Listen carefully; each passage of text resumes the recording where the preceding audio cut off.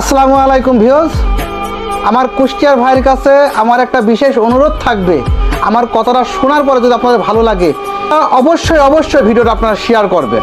অবশ্যই আপনার কাছে অনুরোধ আমার, বিশেষ করে আমার যারা কুষ্টিয়ার বাইরে যারা আমার ভিডিও দেখেন এবং যেগুলো আমার প্রবাসী ভাইরা আছে তারা যদি আমার ভিডিও যদি দেখে থাকেন, যদি ভালো লেগে থাকে আপনারা ভিডিওটা শেয়ার করেন। আপনারা জানেন রামিসা যে মর্মান্তিক যে হত্যাটা হলো ধর্ষণ করে, এই বিচারটা কি, এই বিচারের কার্যকারটা কি আসে? ওর বাপ কি জন্য বললো যে আমি থানায় যাব না, কিসের জন্য বললো? কতখানি কষ্ট নিয়ে বলেছে আপনারা জানেন? কষ্টটা এখানে এই দেশে কোনো বিচার নাই, ধর্ষণ কেসের কোনো বিচার নাই, মার্ডার কেসের কোনো বিচার নাই, ভালো লোকের কোনো দাম নাই। যায়নি কি জন্য জানেন তো? গেলে হয়তো 6 মাস 1 বছর 6 বছর ঘুরবে, আবার ওই আসামি বাড়া আসবে। আমরা এইভাবে রামিসার মতন এইভাবে জীবন আমরা চাই না। আমরা চাই 1 সপ্তাহ থেকে 2 সপ্তাহ রায় দিতে হবে ফাঁসি। 4 রাস্তার মোড়ে মেন পয়েন্টের উপরে ঝুলায় তাকে ফাঁসি দিতে হবে। আইন করতে পারে না, যারা শিশু ধর্ষণ করে তাদেরকে 4 রাস্তার মোড়ে ফাঁসি দিতে পারে না। হ্যাঁ, এইভাবে কি সাধারণ জনগণ দেখবে?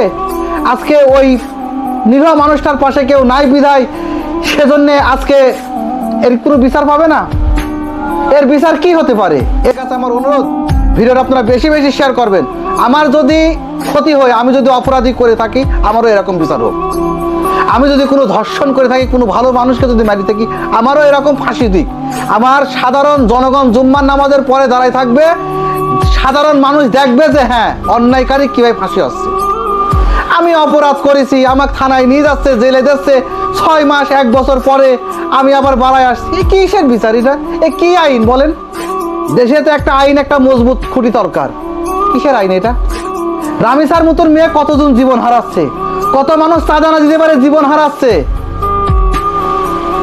মানুষ অধৈর্য ধরে যাচ্ছে আইনের প্রতি। আইন যদি কঠোর যদি না কিছু করতে পারে, সাধারণ জনগণের পাশে যদি না থাকে, তাহলে কিন্তু দেশের অবস্থা মনে হয় ভালো যাবে না। অনুরোধ থাকবে আমার কুষ্টিয়া ভাই, প্রবাসী ভাই এবং কুষ্টিয়ার বাইরে যারা দেখেন, আপনাদের কাছে আমার একটাই অনুরোধ ভাই, আমাকে লাইক করা লাগবে তা না, ভিডিওটা যদি আপনাদের কাছে মনে কাজ যদি একটু রামিসার জন্য কষ্ট লেগে থাকে আপনারা শেয়ার করে দেবেন। আর আমি যদি কোনো ভুল বলে থাকি সেটা আমাকে কমেন্টে আপনারা জানাবেন।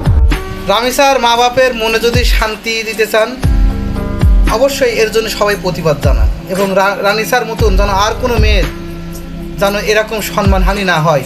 তাকে ইজ্জত নেওয়ার পরে তাকে টুকরো টুকরো করে যেভাবে কাটেছে, ইনশাল্লাহ মানুষের বাচ্চা না।